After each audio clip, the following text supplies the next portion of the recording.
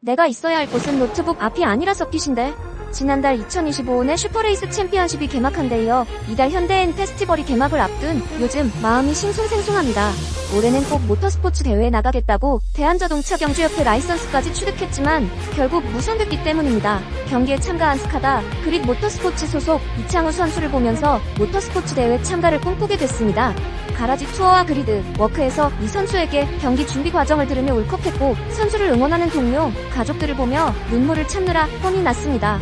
그리고 언젠가 선수로서 이 선수가 달렸던 서킷을 달려보겠다는 생각까지 하게 됐습니다. 올해 선수로 인제 스피디움을 달릴 수는 없지만 어쨌든 인제 스피디움을 달려야 싱숭생숭한 마음이 사라질 것 같아서 자차를 끌고 서킷으로 향했습니다. 인제 스피디움을 달리기 위해서는 라이선스를 취득해야 했습니다. 사전에 인터넷으로 강의를 듣고 필기시험을 통과했기 때문에 당일에는 실전 주행만 통과하면 됐습니다.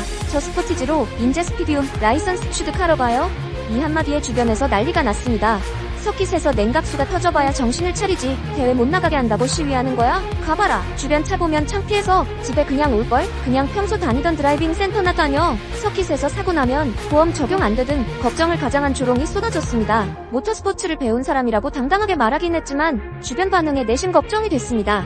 현대자동차 아이오닉 5N, 기아 EV6, GT라인, BMW M2와 M3 등 지금까지 서킷을 달렸던 차량은 고성능 차들이었기 때문입니다. 괜히 보닛을 열어 냉각수 탱크 눈금도 확인하고 엔진 오일을 찍어서 색깔도 살펴보고 타이어 트레드에 손톱도 넣어보며 불안함을 달랬습니다. 사실 이 스포티지로 말할 것 같으면 약 5년간 차주의 스포티하고 다이내믹한 주행을 견디며 말썽 한 번 부린 적 없는 그야말로 대단한 녀석입니다.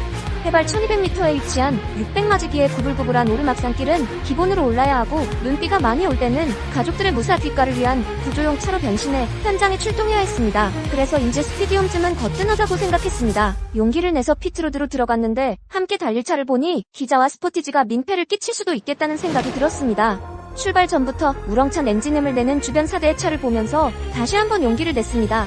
저 혹시 제가 맨 뒤에도 출발해도 될까요? 서킷에서 이렇게 약해진 적은 없었지만 다른 분들의 주행을 방해할 순 없었습니다. 세이프티카를 선두로 본격적인 주행이 시작됐습니다.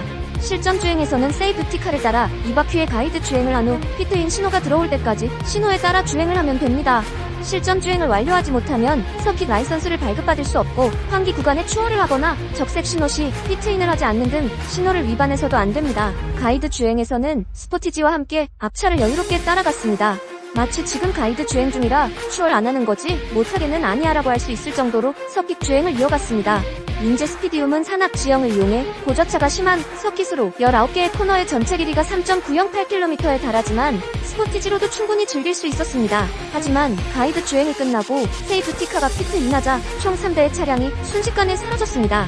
그 차량들이 남긴 배기가스가 사라지기도 전에 저 멀리서 엔진음이 들려왔습니다.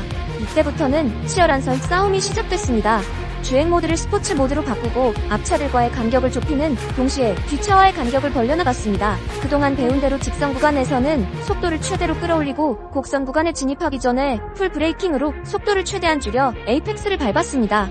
가끔씩 언더스티어가 나기는 했지만 울퉁불퉁한 연석을 밟아도 안정적이었고 이대로라면 실전 주행을 무사히 통과하는 것은 물론 꼴찌가 아니라 4위로 피트인할 수 있을 것 같았습니다. 아, 나 한 바퀴 따라잡힌 거야? 열심히 달리던 중 옆으로 앞선 3대의 차량이 지나갔습니다. 2위와 3위의 순위가 바뀌어 있었고 3대는 여전히 빨랐습니다. 주행을 하면서도 계기판을 통해 온도 게이지를 열심히 살폈고 보닛에 혹시 연기가 나지 않는지 유심히 살폈습니다. 피트인을 알리는 적색 신호가 들어올 때까지 차에 아무 일도 일어나지 않았습니다. 역시 스포티지는 대단했습니다. 혹시라도 차에 이상이 있을 것을 대비해 주변 자동차 공업사까지 알아봤지만 연비가 올라갈 뿐 멀쩡했습니다.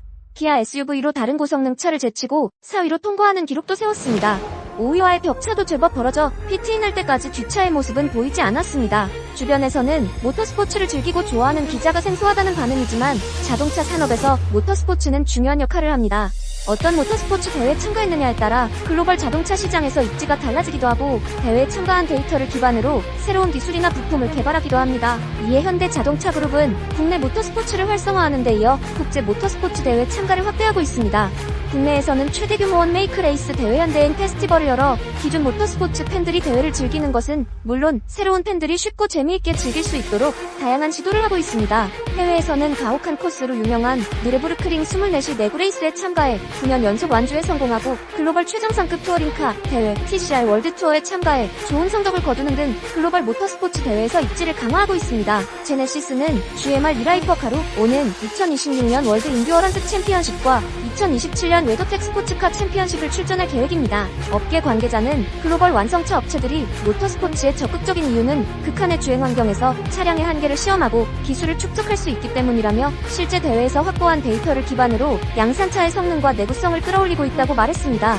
이 관계자는 현대차그룹은 글로벌 자동차 시장에서 빠른 속도로 성장하고 있기 때문에 모터스포츠 참가를 통해 이에 대한 관심이 높은 국가에서 인지도를 제고할 수 있다며 슈퍼카 브랜드는 물론 벤츠, BMW, 도요타 등 주요 브랜드들이 대표적인 사례라고 설명했습니다. 스포티지, 인제 서킷을 달리다. 기아 SUV로 이룬 모터스포츠 라이선스 도전기.